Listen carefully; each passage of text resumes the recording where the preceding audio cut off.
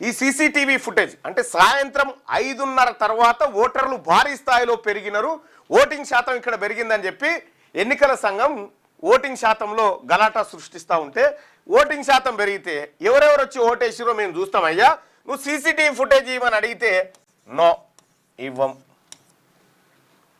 ఇక్కడ నో సమాధానం చెప్పాల్సినటువంటి భారతదేశానికి, భారత ప్రజలకు, ఈ ప్రజాస్వామ్య దేశానికి సమాధానం చెప్పాల్సినటువంటి ఒక స్వతంత్ర సంస్థ ఎన్నికల సంఘం ఈ సాహేతుకమైనటువంటి ప్రశ్నలకు సమాధానం ఇవ్వకుండా, వాటికి సమాధానం చెప్పకుండా ఏం చేస్తుంది ఎన్నికల సంఘం అంటే అదో రాజకీయ పార్టీ అవతారం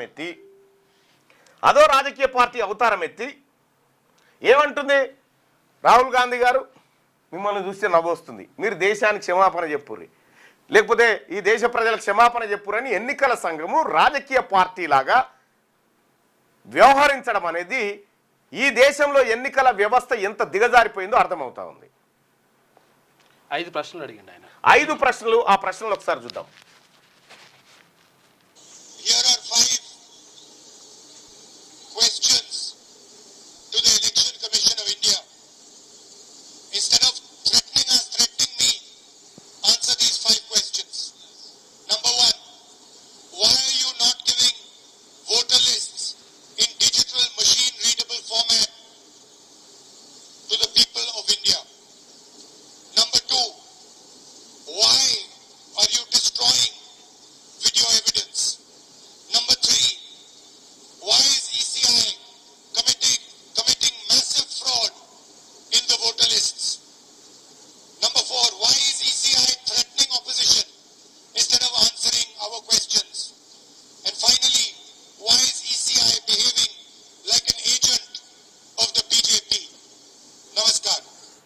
ఈ 5 ప్రశ్నలు రాహుల్ గాంధీ గారు చెప్పిండు. ఒకటేమో ప్రతిపక్షాలకు డిజిటల్ ఓటర్ జాబితా ఎందుకు ఇవ్వడం లేదనేది మొదటి ప్రశ్న.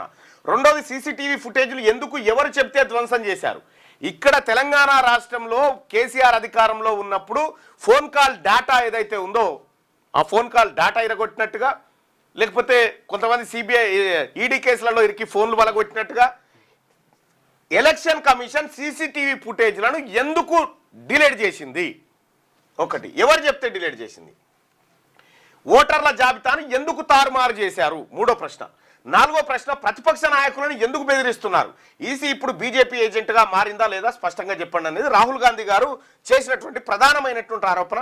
వీటి కాడ కూడా ఈసీ దగ్గర సమాధానం లేదు.